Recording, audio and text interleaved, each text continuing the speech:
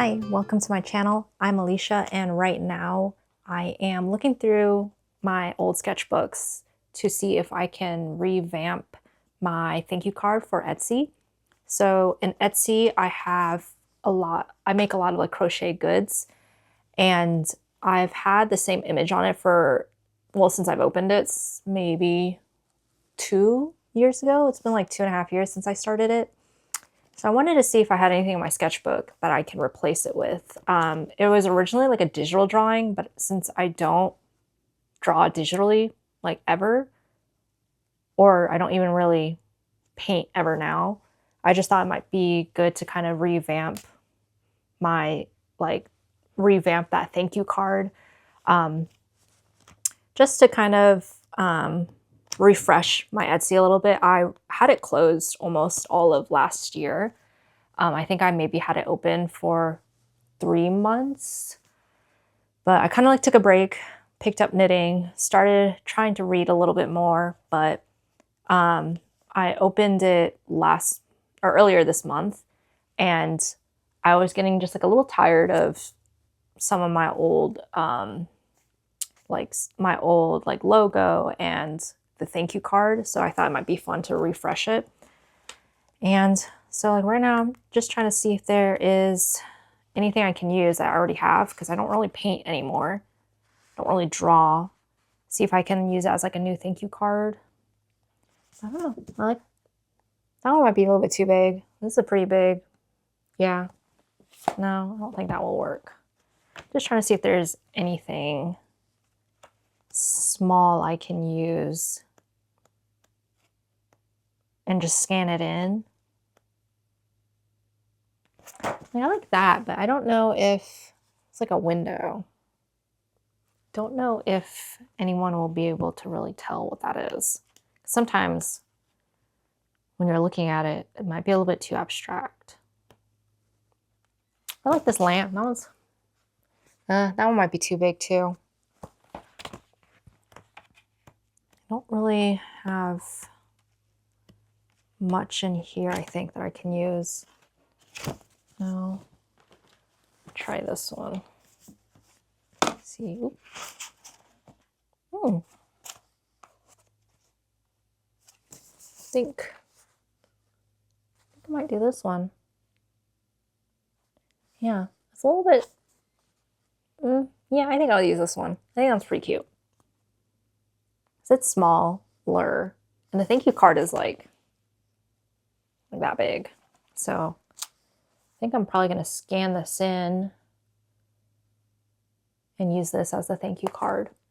I think part of the reason outside of just making stuff for my shop, I just ran out of a lot of like packing supplies, and I also give like free stickers and labels. I add little labels with like my little logo, and I needed to print those out and cut them. So I think part of the reason why that my shop was closed for all of last year was I just didn't want to deal with that admin work. But the other day I finally decided I need to get that over with. I think I will use this and see what that looks like on a thank you card format.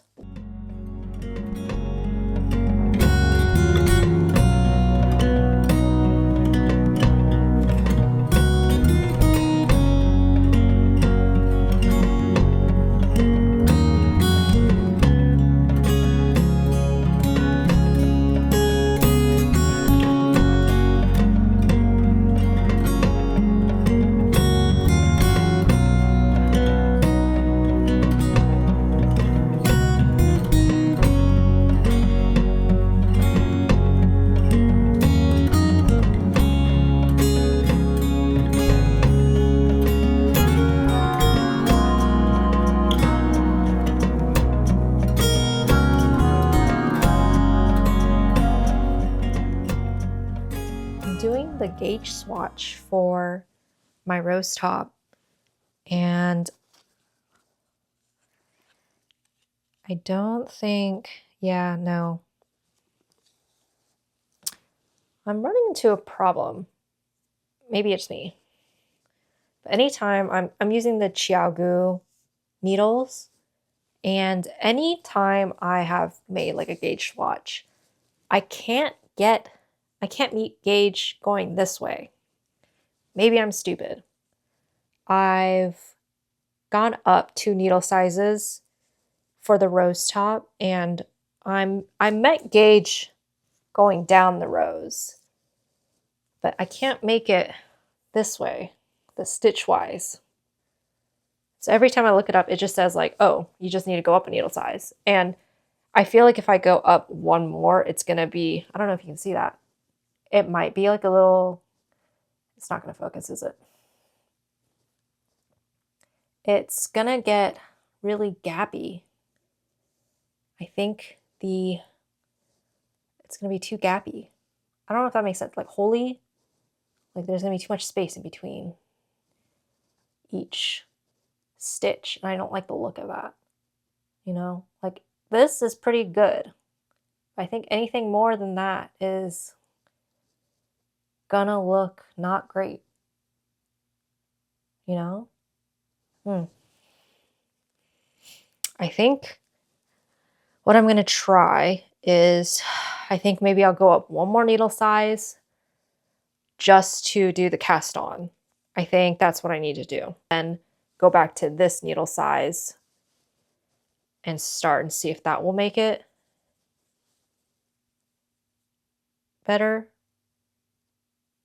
Am I just stupid? I don't know. I might be stupid. I want to try it right now.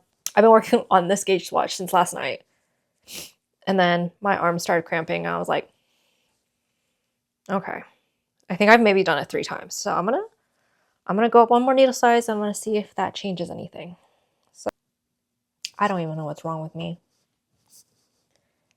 I tried casting on with a larger needle, and I think I need to go down a needle size, cast on, and cast it on looser, because now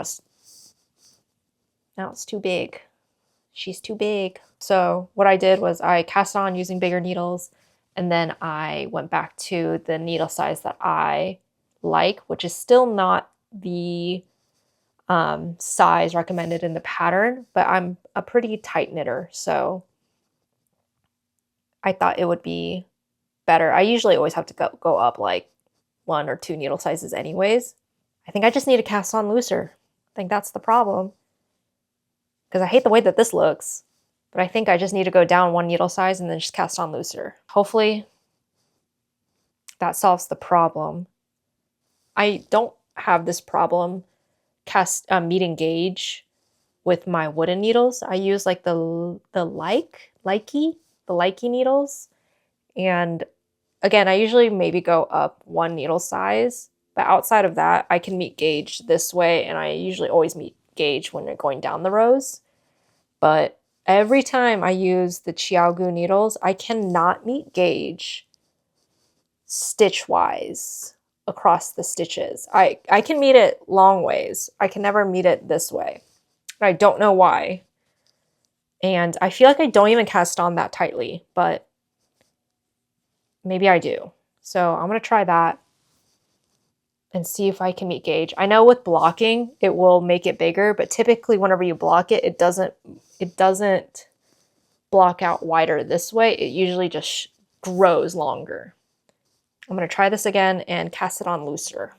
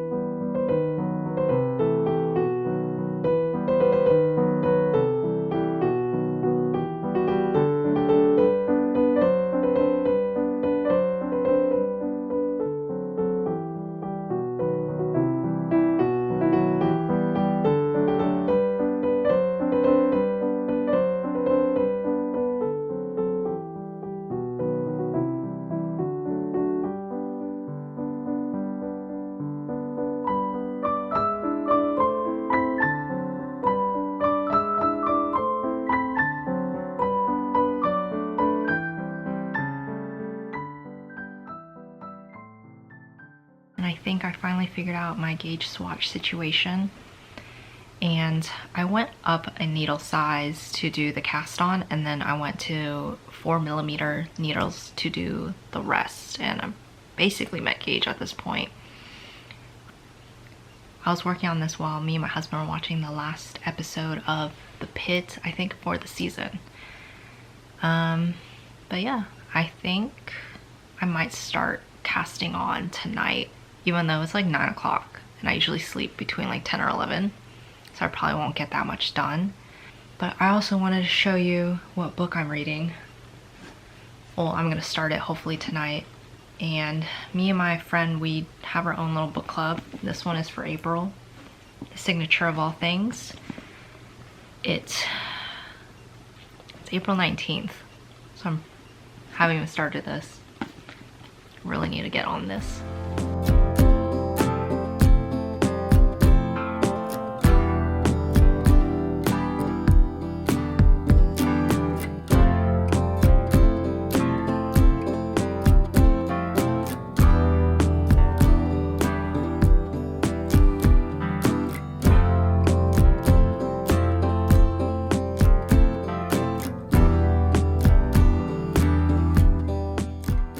Thought I would do a taste test for the Poppy Grape.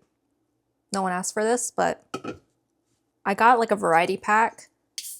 It comes with, what does it come with? It comes with cherry limeade, orange, and strawberry lemon, I think. Orange is my top right now, and I think then it's the strawberry lemon, and then it's the cherry limeade. So this is the grape. And I don't know. They're like, okay. I'm not the biggest fan. Probably won't buy anymore, but I thought it might be fun.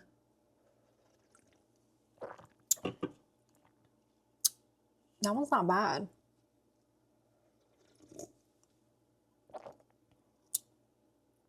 It does have like the, that signature grape. And then the aftertaste is like a little bitter, I want to say. I don't know. It's not bad. The beginning taste is good, but will I think about this? Probably not. No. But it's fun for the summer or spring. Where I would rank this? It'll probably be second to last. I don't know. I would have to try the strawberry lemon or whatever. I don't even know if it's strawberry lemon. I think is it strawberry? Am I going crazy? I don't know what it is, but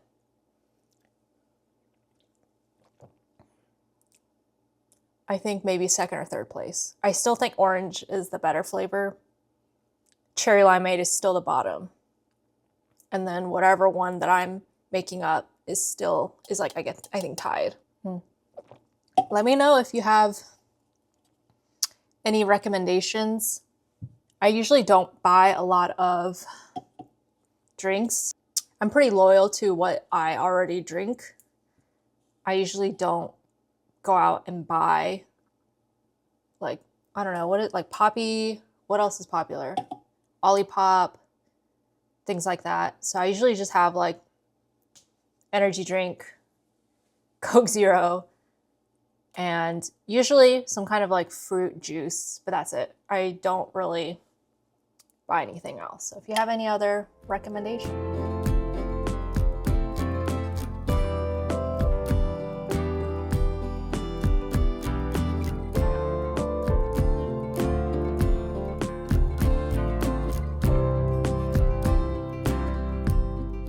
I have a few updates. I lied. Number one, I lied about my knitting. I started doing the body of the rose top, and it ended up, as I was working on it, I was getting to where you do the raglan increases, and I noticed that it was getting like a little gappy. So I redid the gauge swatch like 2 more times. I just like undid it, kept redoing it because I was not meeting gauge. and it was still getting too gappy for me. What I'm doing now is I went up a needle size. So the pattern calls for 3.5. I'm doing 3.75 millimeters, and I'm gonna make a size M, a medium.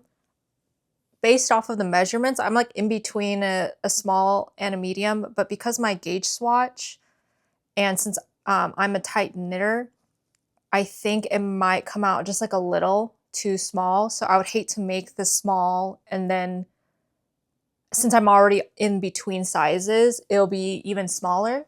So I decided to just go with a medium, because if I make the medium, it's gonna be it might be a little bit big. I don't know, it might just fit me. And then probably gonna be making it like a little bit tighter, because for whatever reason, whenever I use the Chiago needles, I end up being a little bit tight. So hopefully that works out. So I undid my body, and I'm starting again, and I'm just gonna, I'm at the point where you start doing the raglan increases, you start adding the stitch markers and stuff. So I'll probably work on that later. It's been like a roller coaster with this top and with working the gauge swatch and figuring out where I went wrong, but I don't really know. I think that's just something I have to consider anytime I'm working on these metal needles. I end up just making things a little bit tighter and smaller. So, well, lesson learned. And then some reading updates. The last time I talked to you, not last time I talked to you, in my last video, I told you guys I started the Jacid Air. So I didn't make it too far since then. I'm on like chapter 14. And I don't know if I'm really into reading like a classic fantasy. So I don't know if this is romantasy. I think it is, but it's like Egyptian inspired fantasy. It starts off like as like a classical fantasy, and I don't know if I'm really wanting to read something like that. And I was only reading like 2 or 3 pages, and then I would not really want to read it anymore. So I decided I'm not DNFing it. I think I'm just going to take like a little bit break. I've gotten to the point where I am interested. And again, I've only heard great things from this book from everyone that I watch, and like all the reviews. So I think I just want to save this maybe for a little bit later. I don't know if I'm just like in the mood for like a very specific classic fantasy like this, or like a romantasy. Who knows? I might just start reading it again. But I think I haven't picked this book up in like over a week. And after I finished my last book and I picked this book up, I just like haven't been reading. I've been maybe reading every like 3 or 4 days, and then that time started getting longer. So then I started like, I read like once a week, and then it would only be like 10 pages. So I think I'm just not into something like this right now. Me and my friend, we are doing a book club with each other, and her pick for this month was The Signature of All Things. This is the book that I was like a little bit suspicious of when I got it from secondhand, because there was just like a lot of marks on it. This is the one that was in the freezer. I am like 10 pages in, really just getting the very beginning. I like just finished the prologue. I don't even have a bookmark in here. I just know I'm on page 10. But so far, I think it's pretty interesting. We're following Alma, and I think she was born kind of like at the turn of the century. I think like the 1800s. She was born in the 1800s. And so far, we're getting like a little backstory of her parents. Well, actually, I don't really know. I just know that we're just at my page 10. All I knew is just the very beginning of her. I believe it's her dad's like story. So far, it's pretty interesting. My friend, she's gotten and I love the illustration. Like, I don't know if you can see that. Please focus. But yeah, there's like that illustration in the front. My friend, she's of course a little bit farther into it than I am, because I think she's been listening to on audiobook, but she really enjoyed, so far she's really enjoying it. So I am excited. And again, I think I'm just a little bit more excited to read this than I am the Josset Heir. Not because of any specific reason, but I think I've read a lot of fantasy and I think I need to kind of have a break in between. I've been a little bit tied up with figuring out the Rose Top, so that's been taking up a lot of my time. And typically with like audiobooks, I try to read the first, like, I guess maybe like a quarter of it and then dip into the audiobook. My listening comprehension is not very good. So if, like, for example, when I actually started listening to this on audiobook, 30 seconds in, I had no idea what was going on. I couldn't keep up. And so I think I just need to establish myself in this book for a little bit and then go into the audiobook, because I am trying to listen to more audiobooks and to work on my listening comprehension skills. So, which I've been doing. I've been listening. A lot of the books that I have read this year, I think almost all of them, maybe like one or two, I've listened at least to some of it on audiobook. And I think it's like a really good way for me to engage with the text in a different format. And then also because I have like ADHD, I like listening to audiobooks while I am like knitting, crocheting, or like working out. So I think I'm going to try to keep up with that habit of at least listening to parts of books on audiobooks, or listen to parts of a book via audiobook. And hopefully that will help with my listening comprehension skills. So